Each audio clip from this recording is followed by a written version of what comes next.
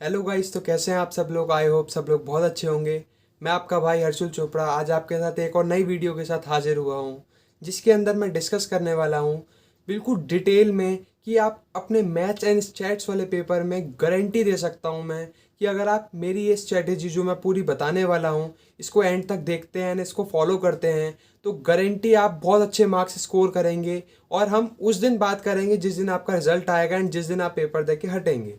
ठीक है, तो अब आपके ऊपर डिपेंड करता है कि आप अभी थोड़ी सी वीडियो देखें एंड स्किप कर दें एंड ऊपर चले जाएं और फिर अपना ऐसे ही टाइम वेस्ट कर दें अपने 3 महीने, या फिर आप अभी इसको देख लें एंड तक इसको फॉलो करें और अच्छे मार्क्स गेन करें पेपर वाले दिन। तो चलिए वीडियो को स्टार्ट करते हैं। तो इसमें मैं आपके साथ बिल्कुल डिटेल में शेयर करूंगा कि ऐसा मैंने क्या किया था, जो मैंने लास्ट के 3 मंथ्स के अंदर अपनी एक प्रॉपर स्ट्रेटेजी बना के कैसे मैथ्स एंड स्टैट्स वाले पेपर में मैंने 76 मार्क्स स्कोर किए थे। तो चलिए बात करते हैं। मैं आपके लिए स्टडी मटेरियल ले आया हूँ आपका, जिसमें मैं बिल्कुल डिटेल में स्टडी मटेरियल के थ्रू आपको सारी चीज़ें क्लियर करूँगा। बट वीडियो कंटिन्यू करने से पहले अगर आप मेरे चैनल पर नए हैं, अभी आपने मेरे चैनल को सब्सक्राइब नहीं किया है, तो जल्दी से बेल आइकन को प्रेस कर दें एंड चैनल को सब्सक्राइब कर दें। तो चलिए वीडियो कंटिन्यू करते हैं। पहले एक चीज़ और क्लियर कर दूं कि अभी तक आपके पास अगर स्टडी मटेरियल आ चुका है तो प्लीज़ अपने हाथ में स्टडी मटेरियल लेके बैठो, अपने सामने लेकर बैठो, एक पेंसिल भी लेके बैठो। और अगर स्टडी मटेरियल नहीं आया है तो किसी फ़ोन में पीडीएफ खोल लो स्टडी मटेरियल की, वो मिल जाता है इंस्टीट्यूट की वेबसाइट से। एंड उसके साथ साथ एक पेपर पेंसिल रखो। तो मैं आपका स्टडी मटेरियल मेरे हाथ में है, जिसके थ्रू मैं आपको सारी चीज़ें क्लियर करूँगा। तो मैं सबसे पहले बात करना चाहता हूँ स्टैट्स वाले पेपर की। देखो, अब जो मैथ्स एंड स्टैट्स में है, इसमें सबसे पहले स्ट्रेटेजी में एक चीज़ आपको ध्यान रखनी है, क्या कि आपको सबसे पहले अपना मैथ्स वाला सब्जेक्ट नहीं उठाना है। आपको सबसे पहले उठाना है कि कौन सा वाला सब्जेक्ट, स्टैट्स वाला सब्जेक्ट। क्योंकि देखो, मैथ्स वाला सब्जेक्ट पहले क्यों नहीं उठाना है, मैं इसलिए बोल रहा हूँ कि सीएमए में ज़्यादातर प्रोबेबिलिटी उन बच्चों की होती है जिनके पास मैथ्स नहीं होती स्टार्टिंग से। ठीक है, मेरे पास भी मैथ्स नहीं थी, तो मैंने तो सबसे पहले स्टैट्स ही उठाई थी, उसे मजबूत किया था, फिर मैं मैथ्स के ऊपर शिफ्ट हुआ था। ठीक है, बाकी अगर आप मैथ्स वाले स्टूडेंट हैं तो जैसा आपको ठीक लगता है आप कर सकते हैं। बट यहाँ मैं आपके साथ स्ट्रेटेजी शेयर करने वाला हूँ जो मैंने की थी, जो आई थिंक आप भी करके मेरे से भी अच्छे मार्क्स स्कोर कर सकते हैं। ठीक है, अब स्टैट्स में सबसे पहला पोर्शन आता है स्टैटिस्टिकल रिप्रेजेंटेशन ऑफ डेटा। तो इसमें ये आपको 10 नंबर का है। अगर अब मैं वेटेज की साइड जाऊँ आगे, तो वेटेज में आपको 10 नंबर का देता है, 10% बोला है यहाँ पर। तो आपको सबसे पहले इसे नहीं उठाना है। आपको कौन सा वाला उठाना है, measures of central tendency and dispersion, ये वाला पार्ट उठाना है। ठीक है, ये वाला पार्ट आई थिंक 30% है, इसमें मैं देख लेता हूँ 30% है। ठीक है, तो आपको सबसे पहले ये वाला पार्ट उठाना है। इसमें ये इस वाले पार्ट के अंदर सबसे पहले आपको उठाना है central tendency, measures of central tendency, जिसके अंदर आपको मीन, मीडियन, मोड और हार्मोनिक मीन, ज्योमेट्रिकल मीन, ये सारी चीज़ें मिलती हैं। ठीक है, सबसे पहले आप कौन सा चैप्टर उठाओगे, ये वाला चैप्टर उठाओगे, मतलब ये पूरा पोर्शन उठाओगे। अब बात आती है कि भैया पहले आप इंट्रोडक्शन वाला पार्ट क्यों नहीं उठा रहे। अब मैं इसलिए नहीं उठवा रहा क्योंकि देखो पूरी टोटल थ्योरी है, थ्योरी से आप हो जाओगे बोर। समझ रहे हो, थ्योरी से आप क्या हो जाओगे, बोर। और आपको स्टैट्स भी एकदम बोरिंग सी लगेगी, यार पता नहीं क्या पढ़ रहा हूँ, कुछ मज़ा ही नहीं आ रहा। इसलिए बोल रहा हूँ डायरेक्ट जाओ न्यूमेरिकल वाले पोर्शंस पर। और न्यूमेरिकल वाले पोर्शन पर जाने का एक फ़ायदा भी है। वो फ़ायदा क्या, कि जब न्यूमेरिकल में सारी चीज़ समझोगे तो वही तो थ्योरी है, थ्योरी से वो तुम्हें न्यूमेरिकल पर जाने वाले हैं, लेकर जाने वाले हैं। बट मैं तुम्हें क्या बोल रहा हूँ, तुम न्यूमेरिकल से थ्योरी पर जाना एंड में। जब न्यूमेरिकल से थ्योरी पर जाओगे तो तुमने सारी चीज़ें प्रैक्टिकल वे में समझी होंगी। जब प्रैक्टिकल वे में समझोगे तो तुम्हें थ्योरी समझनी बोरिंग नहीं लगेगी और इजीली जल्दी समझ पाओगे चीज़ों को। तो आई थिंक ये तुम मेरी चीज़ समझ पा रहे हो।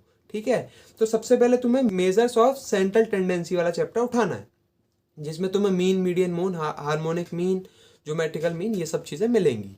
ठीक है, इसको उठाने के बाद इस चैप्टर की एक और इम्पोर्टेंस भी बता दूं क्या, इस चैप्टर को हल्के में मत लेना, बहुत ईजी चैप्टर भी है। ठीक है, और दूसरी चीज़, इस चैप्टर की इंपॉर्टेंस हर किसी चैप्टर में रहेगी आने वाले जितने भी न्यूमेरिकल चैप्टर्स हैं स्टैट्स में। ठीक है, तो इस चैप्टर को सबसे पहले उठा देना और कहीं किसी मटेरियल की तरफ भागने की ज़रूरत नहीं है। 11th-12th के कुछ भी नहीं जाना, सिर्फ आपके जो स्टडी मटेरियल में जो आपके सारे क्यों पहले सॉल्व क्वेश्चन दे रखे हैं वो करने हैं, और उसके बाद जो नॉन सॉल्व है पीछे न्यूमेरिकल्स हैं वो करने हैं, बस उतना ही बहुत है तुम्हारे लिए। ठीक है, अब मैं सेकंड चलता हूँ, मेजर्स ऑफ डिस्पर्जन। अब ये जो मेजर्स ऑफ डिस्पर्जन है ये भी काफ़ी इंपॉर्टेंट चैप्टर बन जाता है। इस चैप्टर से भी तुम्हें आराम से 2-3 क्वेश्चन मिल जाएंगे। एज वेल एज जो मेजर्स ऑफ सेंट्रल टेंडेंसी है मीन मीडियन मोड वाला, उसमें से भी तुम्हें 7 to 8 मार्क्स का इजीली मिल जाएगा। ठीक है, तो जो मेजर्स ऑफ डिस्पर्जन वाला चैप्टर है जिसमें तुम्हें range, quartile deviation, mean deviation जब तुम पढ़ोगे या तुम पढ़ चुके होगे तो तुम्हें पता होगा ये सब चीज़ें होती हैं इसके अंदर। ठीक है, तो ये चैप्टर भी तुम्हें आराम से इसके 3 से 4 क्वेश्चन मिल जाएंगे। ठीक है, एक क्वेश्चन 2 नंबर का होता है, तो तुम्हें आराम से इस चैप्टर से 5 से 10 नंबर का आराम से मिल जाएगा। ठीक है, उसके बाद चलते हैं मेजर्स ऑफ स्क्यूनेस। ये बहुत ज़्यादा इंपॉर्टेंट चैप्टर है। वैसे देखा जाए तो इसमें बस फॉर्मूले होते हैं, तुम अगर 6 से 7 फॉर्मूले याद कर लेते हो तो ये चैप्टर खत्म है। ठीक है, बट इसकी इंपॉर्टेंस है। इसके मैक्सिमम टू मैक्सिमम 2 क्वेश्चन मिलेंगे तुम्हें, और अगर मिनिमम टू मिनिमम बात करूं कि बिल्कुल ही लो लेवल पे, तो 1 क्वेश्चन तो मिलेगा ही मिलेगा, बट टोटल फॉर्मूले हैं और कुछ भी नहीं है।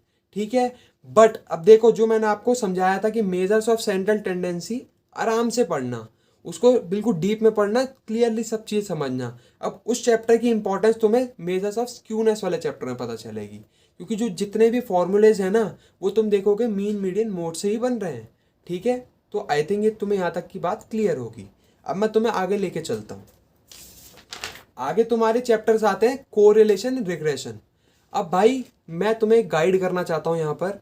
जो कोरिलेशन रिग्रेशन है तुम्हें आगे दे रखा है कि 10 नंबर का है, बट तुम उस पर मत जाना 10 नंबर। ये चैप्टर्स आई थिंक मैं समझता हूँ पूरी स्टैट्स में बहुत ज़्यादा इंपॉर्टेंट चैप्टर हैं, बहुत ज़्यादा रोल प्ले करते हैं। जिस दिन मैंने पेपर दिया था ये 2 चैप्टर मेरे बहुत कर रहे थे पक्के, एकदम ज़बरदस्त। तो मोस्टली क्वेश्चन ज़्यादातर इसमें से भी थे, समझ रहे हो। तो इस चैप्टर को 10 नंबर समझ के मत समझ आ रहे 10 नंबर 5 नंबर के 2 चैप्टर हैं, नहीं भाई। इस चैप्टर से तुम्हें अच्छे खासे क्वेश्चन मिलेंगे पेपर में, करीबन तुम 15 से 20 मार्क्स आराम से लिख के ले लो, आराम से मिलेंगे। उससे ऊपर कितने भी जा सकते हैं, मिनिमम टू मिनिमम इतने तो मिलेंगे ही, लिख के ले लो तुम मुझसे। ठीक है, तो कोरिलेशन रिग्रेशन चैप्टर में भी मेजर्स ऑफ सेंट्रल टेंडेंसी का यूज है, वही mean median mode. Median mode का तो इतना नहीं है, बट मीन का बहुत है, तो उसको अच्छे से पढ़ लेना, इसीलिए मैं तुम्हें बार बार अवेयर कर रहा हूँ। ठीक है, अब कोरिलेशन रिग्रेशन बहुत इजी चैप्टर है, तमीज से पढ़ना, थ्योरी में ज़्यादा मत घुसना, थ्योरी नहीं आती इसकी, बस इतनी इतनी थ्योरी करना कि जो बेसिक बेसिक है, जो तुम्हें थोड़ा बहुत पता होना चाहिए। बाकी थ्योरी में मत घुसना, टोटल न्यूमेरिकल है। ठीक है, स्टैट्स में तुम्हें ज़्यादातर फोकस करना है न्यूमेरिकल्स पर। ठीक है, थ्योरी में ज़्यादा उलझना नहीं है। तो कोरिलेशन रिग्रेशन चैप्टर में तुम्हें अच्छे से कमांड कर लेनी है, क्योंकि ये चैप्टर तुम्हें अच्छे से नंबर दिलवा देगा, और इतना टफ भी नहीं है, ईजी है। अब मैं तुम्हें एक चीज़ और क्लियर कर दूं, ये जो चैप्टर्स हैं जितने भी, इसमें तुम्हें ज़्यादातर फोकस करना है ट्रिक्स के ऊपर, शॉर्टकट्स के ऊपर। ये नहीं लॉन्ग कट से जा रहे हैं भाई, बिल्कुल एकदम सॉल्व करने पर लगे पड़े हैं। कुछ ना कुछ उसकी शॉर्टकट तुम्हें अपने आप ही बनाने पड़ेंगे। जब तुम करोगे तो तुम्हें खुद ब खुद चीज़ें पता चलने लग जाएंगी कि इसको मैं शॉर्ट तरीके से ऐसे भी तो कर सकता था, मैं इसको इस स्टेप को रिमूव करके ये भी तो कर सकता था। तो तुम्हें धीरे धीरे खुद पता चलने लगेंगी। तो कोशिश करना इन सब चीज़ों में शॉर्टकट्स अपनाओ, और वो जब तुम जिससे भी पढ़ रहे होगे वो तुम्हें बताएगा, या जब तुम खुद सारी चीज़ें करोगे तुम्हें खुद ब खुद ये चीज़ें पता चलने लगेंगी। उसके बाद चलते हैं प्रोबेबिलिटी के ऊपर। अब तुम प्रोबेबिलिटी के ऊपर जा सकते हो। अब देखो प्रोबेबिलिटी बहुत ज़्यादा टफ माना जाता है, टफ माना नहीं जाता, मतलब हम लोग हाइपग्रेड कर लेते हैं दिमाग के ऊपर कि यार इतना टफ चैप्टर हमें समझ नहीं आएगा, बट एक्चुअली मैं बोलूँ ईजी चैप्टर है, इतना टफ चैप्टर नहीं है। बट प्रोबेबिलिटी अभी रोक देना, प्रोबेबिलिटी मत पढ़ना। कब तक? जब तुम मैथ्स में वो सेट थ्योरी वाला चैप्टर थोड़ा सा ना पढ़ लो। सेट थ्योरी और परम्यूटेशन कॉम्बिनेशन, ये 2 चैप्टर्स हैं जिनका थोड़ा थोड़ा नहीं, मतलब मैक्सिमम पोर्शंस प्रोबेबिलिटी में यूज होता है एज अ शॉर्ट ट्रिक। ठीक है, अब आप उसके बिना भी कर सकते हो, बट ये भी यूज होते हैं। तो अगर तुम चाहो तो प्रोबेबिलिटी किसी और से पढ़ रहे तो पढ़ लो, बट मैं तुम्हें सजेशन दूंगा कि अभी प्रोबेबिलिटी मत पढ़ना। ठीक है, अब देखो तुम्हारा मेजर्स ऑफ सेंट्रल टेंडेंसी हो गया, डिस्पर्जन हो गया, स्क्यूनेस हो गया, कोरिलेशन हो गया, रिग्रेशन हो गया। ठीक है, अब ये सारे चैप्टर्स तुम्हारे हो गए, ये करीबन तुम्हारे 30 से 40 नंबर आराम से पक्के हैं इन चैप्टर से। ठीक है, इन सारे चैप्टर्स को अगर तुम तमीज से पढ़ते हो, सिर्फ अपने मटेरियल पर पूरा फोकस करके उसके अनसॉल्व क्वेश्चन, उसके सॉल्व क्वेश्चन कर लेते हो, बस वही बहुत है। ठीक है, अब उसके बाद जाओगे तुम थ्योरी वाले पार्ट के ऊपर, जो इंट्रोडक्शन टू स्टैटिस्टिक्स है, क्योंकि उसकी भी अपने अंदर में बहुत ज़्यादा इंपॉर्टेंस है, वो भी 10 नंबर में आता है, और उसके भी पॉइंट्स मिलेंगे तुम्हें पेपर के अंदर। ठीक है, वो भी आराम से जो बोल रहे हैं ये 5 to 10 number, easily 5 to 10 number का तुम्हें इजीली पेपर के अंदर मिलेगा, तो तुम उसको इग्नोर मत करना। अब बात आती है ये जो तुम टोटल पूरा करोगे ये कितने टाइम में करोगे। तो ये मेरे अकॉर्डिंग अगर इन चैप्टर्स को तुम आराम से मतलब सुकून से भी करते हो ना तो तुम 1.5 से 2 महीने के अंदर कर लोगे। 1.5 महीना ही लेके चलना दिमाग में, क्योंकि 2 महीने लोगे तो हम जानबूझ के चीज़ों को डिले करते हैं। जो चीज़ 7 दिन में होने वाली है हम उसे जानबूझ के 10 दिन लगाते हैं, क्योंकि हमारे दिमाग में होता है अरे 2 महीने हैं तो सही, कर लूँगा भाई क्या दिक्कत है।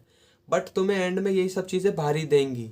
ठीक है, तो तुम्हें यहाँ पर अपने आप से बिल्कुल भी हल्के नहीं होना है। तुम्हें क्या फोकस रखना है कि जो भी चैप्टर्स हैं उसको तुम 1.5 महीने में आराम से खुशी खुशी निपटा लोगे। ठीक है, अभी प्रोबेबिलिटी की बात नहीं करी है 1.5 महीने के अंदर, सिर्फ इन चैप्टर्स की बात करी है। और इन चैप्टर से तुम आराम से 50 नंबर गेन कर चुके हो। अब तुम्हारे अंदर मोटिवेशन आ चुका है कि भाई अब इस सब्जेक्ट में फेल तो नहीं होने वाला, बाकी ऊपर कितने नंबर खींच लूँ वो मेरे हाथ में है।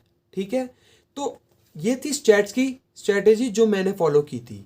अब मैं बात करता हूँ मैथ्स की। ठीक है, अब देखो, अब मैथ्स अगर मैं स्टार्टिंग में तुम्हें करवा देता तो वैसे ही तुम्हारा मोटिवेशन डाउन है। ठीक है, being a non maths student, और ऊपर से तुम्हें मैथ्स बोझ, तो फिर तुम्हारा चाहे पूरा सब्जेक्ट ही गायब हो जाता, फिर तुम्हें मज़ा ही नहीं आता स्टार्टिंग से ही। भले तुम बाद में स्टैट्स भी पढ़ते हैं तो भी तुम्हें मज़ा नहीं आता। तो तुमने अब स्टैट्स कर ली, 50 नंबर भाई जेब में आ चुके, अब मोटिवेशन ये लेवल है। तो जब तुम अब टफ चीज़ भी पढ़ोगे तो वो भी तुम्हारी इजीली पल्ले पढ़ने लग जाएगी।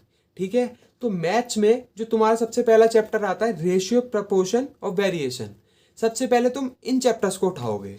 अब इन चैप्टर्स को क्यों उठाओगे, पहली चीज़ तो ये चैप्टर बहुत ईजी है, मतलब जैसे मैथ्स नहीं भी आती ना वो भी ईजिली उखाड़ लेगा इस चैप्टर्स को।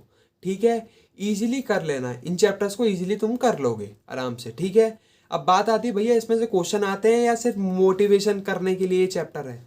भाई इसमें से क्वेश्चन आते हैं आराम से, तुम्हें 5 से 6 नंबर के, 5 से 6 नंबर क्या, एक क्वेश्चन 2 नंबर का है तो 4 से 6 नंबर आराम से तुम्हें 2-3 क्वेश्चन इसके मिल जाते हैं। ठीक है, उसके बाद आता है सिंपल एंड कंपाउंड इंटरेस्ट।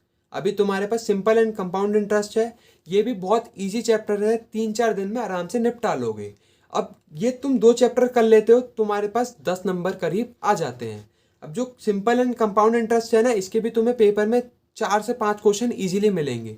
4 से 5 क्वेश्चन का मतलब तुम समझ ही रहे हो, एक क्वेश्चन 2 नंबर का है तो इजीली 8 to 10 मार्क्स मिल जाते हैं। ठीक है, तो ये 2 चैप्टर्स करने के बाद ही तुम 10 to 12 मार्क्स अपने से एक्सपेक्ट कर सकते हो कि मैं निकाल सकता हूँ इनसे। ठीक है, क्योंकि इन चैप्टर से आई थिंक कितना भी टफ क्वेश्चन आ जाए, अगर तुमने करे हैं, तुमने इसकी चीज़ें समझी हैं तो तुम उखाड़ लोगे भाई। Being a non maths student भी उखाड़ लोगे, और मैथ्स वाले हो तो भाई क्या ही बोलूँ, तुम तो फिर कर ही सकते हो, फिर तुम्हारे लिए तो कुछ ईजी मतलब टफ है ही नहीं।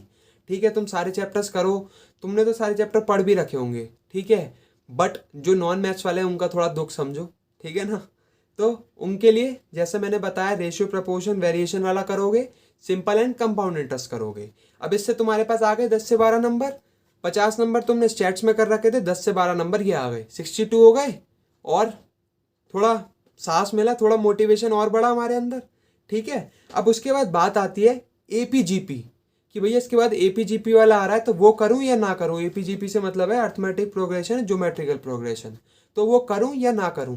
भाई वो बिल्कुल मत करना, अभी मत करना, क्योंकि ये पल्ले इजीली नहीं पड़ता, मेरे तो नहीं पड़ा था, बाकी तुम्हारी पता नहीं श्रद्धा क्या है, तुम्हें समझ आए या ना आए। बात करते हैं एलजेब्रा वाले पोर्शन में, वो जो 3 चैप्टर्स थे वो अर्थमेटिक वाले पोर्शन में थे। अगर तुमने बुक खोल रखी है या पीडीएफ तो तुम्हें दिख रहा होगा। ठीक है, नहीं खोली तो भाई खोल लो यार, ऐसे फालतू फिर 15 मिनट की वीडियो हो चुकी है तो फिर तुम 15 मिनट बर्बाद करोगे, दोबारा से देखोगे, फिर 15 मिनट बर्बाद करोगे, तो देख ही रहे हो तो यार बुक खोल के देख लो अगर नहीं खोली तो। ठीक है, अब एलजेब्रा वाले पोर्शन में चलते हैं, उसमें सेट थ्योरी आती है, मत पढ़ना भाई, सेट थ्योरी अभी इग्नोर करना, क्योंकि इसमें अजीब सी चीज़ें आती हैं, मुझे तो नहीं समझ आती थी, तो मैंने तो एंड में पढ़ी थी इन चैप्टर्स को। ठीक है, एपीजीपी, सेट थ्योरी, इनका बताऊंगा एंड में कैसे पढ़ना है इन्हें। अब देखो इंडाइसेस एंड लॉग, भाई ये भी पल्ले नहीं पड़ेगा, बहुत टफ चैप्टर होता है, मतलब मेरे तो नहीं पढ़ा था, तुम्हारे भी नहीं पड़ेगा I think, being a non maths student, और मैथ्स वाले हो तो तुम भी इस चैप्टर का दर्द जानते होगे। ठीक है, तो अभी इसको भी मत पढ़ना, इसको भी अभी फुल स्टॉप रखना। ठीक है, अब बात करते हैं परम्यूटेशन कॉम्बिनेशन। परम्यूटेशन कॉम्बिनेशन मैं तो भाई सीए भक्त चैनल से पूरी मैथ्स पढ़ा था, तो बहुत ईजी थी, आराम से तुम निकाल लोगे। परम्यूटेशन कॉम्बिनेशन बहुत मेरे अकॉर्डिंग मुझे ईजी लगा इन सारे चैप्टर्स के अकॉर्डिंग। जैसे रेशियो, प्रपोर्शन वैसे था ना, वैसे मैंने परम्यूटेशन कॉम्बिनेशन किया था ट्रिक्स वाली टेक्निक से, वो सीए भक्त वाला चैनल तुम्हें इजीली प्रोवाइड करेगा। ठीक है। तो परम्यूटेशन कॉम्बिनेशन चैप्टर इसके बाद तुम्हें उठाना है, उसको तुम कर लेते हो तो उससे भी तुम्हें ज़्यादा क्वेश्चन तो नहीं, 2-3 क्वेश्चन आराम से मिलेंगे। 2-3 क्वेश्चन का मेरा मतलब है कि 4 से 6 नंबर तुम इजिली इससे भी निकाल सकते हो, मिनिमम टू मिनिमम, ठीक है। उसके बाद तुम उठाना क्वाड्रेटिक इक्वेशन, वो भी इजी ही रहता है, उसमें कोई इतना टफ नहीं है। और ज़्यादा, अब मैं तुम्हें मैथ्स वाले पॉइंट में एक चीज़ और क्लियर करूँ, ज़्यादा टफ के पीछे मत भागना, 60 नंबर तुम्हारे पक्के हो चुके हैं। अब वो मैंने तुम्हें गिनवाए थे किस तरीके से हो चुके हैं, 62 नंबर थे। उसके बाद तुम परम्यूटेशन कॉम्बिनेशन पढ़ोगे तो करीबन 65 to 70 इजीली बन रहे हैं अभी, ठीक है।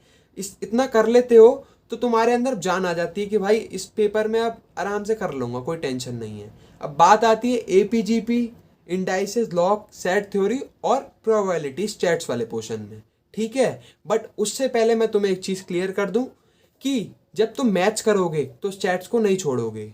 क्यों नहीं छोड़ोगे भाई? स्टैट की बहुत अपने आप में वैल्यू है, 60 नंबर बहुत होते हैं।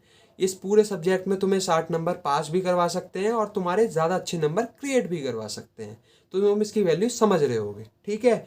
तो जब तुम मैथ्स करोगे तो तुम जैसे सपोज तुम 2 घंटे दे रहे हो, तो 2 घंटे या 3 घंटे दे रहे हो तो कोशिश करो 2 घंटे जो अभी नई मैथ्स पढ़ रहे हो तो उसको थोड़ा ज़्यादा टाइम दो, और थोड़ा कम टाइम दे के जो अपने स्टैट सारे चैप्टर पढ़े हैं उन्हें भूलो नहीं, उन्हें भी रिवीजन करते रहो। थोड़ा 1-1.5 घंटा दे दो या 1 घंटा दे दो, तुम अपनी क्षमता के अकॉर्डिंग जितना तुमने अच्छे से पढ़ा है उस हिसाब से। अगर मैंने ज़्यादा अच्छे से पढ़ा है तो मुझे कम रिवीजन की ज़रूरत पड़ेगी, बट रिवीजन की तो ज़रूरत पड़ेगी ना, क्योंकि न्यूमेरिकल सब्जेक्ट है भाई। भूल जाओगे अगर इन्हें, एक सब्जेक्ट को करके भूल जाते हो ना, तुम 1 महीने तक नहीं करते तो तुम्हें 1 महीने बाद उठाओ, कहोगे क्या है भाई, कुछ समझ ही नहीं आ रहा, क्या करूँ बताओ। तो जब तुम मैथ्स करो तो अपने स्टैट्स को मत भूलना, उसको भी थोड़ा थोड़ा करते रहना, कैलकुलेटर पर सॉल्व या थोड़ा उसके न्यूमेरिकल्स देखते रहना, ठीक है। अब जो चैप्टर्स रह गए थे उन्हें, उनमें से सबसे पहला चैप्टर कौन सा करना है? उनमें से सबसे पहला चैप्टर तुम इंडाइसेस लॉक कर सकते हो। इंडाइसेस लॉक में ज़्यादा टेक्निकल वाले क्वेश्चंस पर मत कूदना, क्योंकि तुम्हारे 70 से 75 नंबर तुम इजीली सिक्योर कर चुके हो इन सब चैप्टर्स से, ठीक है। तो इनमें ज़्यादा तुम टेक्निकल वाले क्वेश्चंस में मत जाना, डिमोटिवेशन के अलावा कुछ नहीं आएगा। तो जो तुम इजीली ग्रैब कर सकते हो, इजीली अपने दिमाग में बिठा सकते हो कि अगर बाई चांस भगवान ने चाहा या ऊपर वाले ने चाहा कि इन चैप्टर से अगर easy question by the way paper में आ गया, तो तुम क्या कर सकते हो, इजीली उन्हें निकाल सकते हो। तो इस चैप्टर को उस तरीके से पढ़ना कि अगर इजी क्वेश्चन आ गया बाय द वे तो मैं इजीली उसको उखाड़ लूँ, तो इस तरीके से करना, ठीक है। तो अब तुमने कर लिया क्या, इंडाइसेस एंड लॉक कर लिया। अब तुम्हारा आता है सेट थ्योरी। इसके बाद तुम सेट थ्योरी पढ़ोगे। सेट थ्योरी में तुम्हारे रूल्स वगैरह आते हैं, उसकी थ्योरीज आती हैं कुछ, वो तुम पढ़ लेना, ज़्यादा टेक्निकल इसमें भी मत जाना। जो चैप्टर छुड़वाए हैं, प्रोबेबिलिटी की बात नहीं कर रहा, बाकी जो मैथ्स में छुड़वाए हैं इसमें जो तो ज़्यादा टफ वाले चीज़ें हैं उसको इग्नोर करना, क्योंकि तुम्हारे नंबर आ चुके हैं तुम्हारी जेब में। बस उसको तुम्हें अपना मोटिवेशन बना के जो टफ चीज़ें हैं उसमें भी ईजी चीज़ें ग्रैब करने की, अगर ऊपर वाले ने चाहा कि हमारी ईजी चीज़ पेपर में आती है तो मैं उस चैप्टर से वो चीज़ हिला पाऊँ, ठीक है। अब बात करते हैं एपीजीपी। तो एपीजीपी में भी वही है, बस बेसिक बेसिक पढ़ लेना है, इजी नॉर्मल पढ़ लेना है कि अगर इजी क्वेश्चन आ रहा है तो मैं उसको इजीली उखाड़ पाऊँ, ठीक है। समझ आ रही इतनी बात? तो तुम्हारी यहाँ मैथ्स कंप्लीट हो जाती है। अब देखो 1.5 महीने में तुम्हारी स्टैट्स मेरे अकॉर्डिंग हो जानी चाहिए। अब 1.5 महीने के बाद तुम्हारे, अभी देखो अगस्त में ख़त्म मानता हूँ, सितंबर, अक्टूबर, नवंबर, दिसंबर में भी तुम्हारा आधा होगा। डेट मंथ तुमने निपटा दिए, मतलब सितंबर निकाल दिया, अक्टूबर का आधा मंथ निकाल दिया, ठीक है। अक्टूबर का आधा मंथ बचा तुम्हारे पास, नवंबर, दिसंबर। तो अभी तुम्हारे पास टोटली देखा जाए तो 2 महीने हैं। तो 2 महीने में तुम आराम से स्टैट्स एंड मैथ्स दोनों को साथ में ले सकते हो। पहले तुमने 1.5 महीने में अपने क्या कर दी, स्टैट्स खत्म कर दी कंप्लीट। उसके बाद जो तुम्हारे 2 महीने हैं उसमें तुम अपना मैथ्स एंड स्टैट्स कंबाइंडली लेके चलोगे, तो एज अ एग्रीगेट 3 मंथ्स के अंदर तुम्हारा आराम से तुम निपटा लोगे। समझ रहे हो मेरी बात? तो ये दोनों चैप्टर्स की हुई। अब जब तुमने सेट थ्योरी पढ़ ली, ये परम्यूटेशन कॉम्बिनेशन पढ़ लिए, तो अब इसके बाद तुम प्रोबेबिलिटी के ऊपर कूदना। जब प्रोबेबिलिटी भी कर लेते हो तो तुम्हारा आराम से 90 अबव की प्रिपरेशन हो जाती है। तो ये थी 3 मंथ्स की स्ट्रेटेजी। आई होप आपको ये सारी चीज़ें क्लियर हुई हो। ये जो मैंने बताया ये मैं अपनी लाइफ में मैंने इम्प्लीमेंट की थी, इसी तरीके से मैंने इस सब्जेक्ट को डील किया था और इसी सब्जेक्ट को इस तरीके से मैंने पढ़ा था जब मैं 70+ स्कोर कर पाया था। तो आई थिंक आपको ये वीडियो अच्छी लगी हो एंड इस वीडियो के थ्रू आपको सॉल्यूशन मिल पाया हो। तो अगर सॉल्यूशन मिल पाया हो तो जल्दी से नीचे लाइक कर दो, कमेंट कर दो एंड सब्सक्राइब कर दो चैनल को। Thank you so much.